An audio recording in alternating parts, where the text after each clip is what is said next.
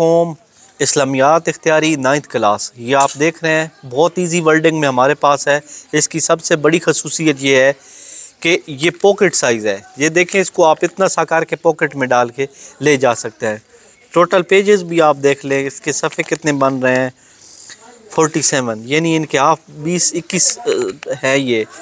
और उसकी मेन खसूसियात की तरफ चलते हैं। ये जब भी आप लेंगे आपको ताज़ा मिलेगी, ठीक है, फ्रेश एडिशन। ये आप देख सकते हैं। तो देखें MCQs हैं, सबसे पहले इसके MCQs आ जाते हैं।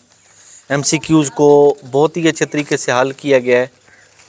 MCQs के बाद शार्ट सवालात का भी नंबर आता है। ये देखें कितने इजीली MCQs हैं, ठीक है। MCQs के बाद शार्ट सवालात का नंबर आ जाता है। तो शार्ट सवालात भी देख लेते हैं। ये देखें शार्ट सवालात बहुत ईजीली हल शुदा हैं, हर बच्चा हल इनको आसानी से कर सकता है।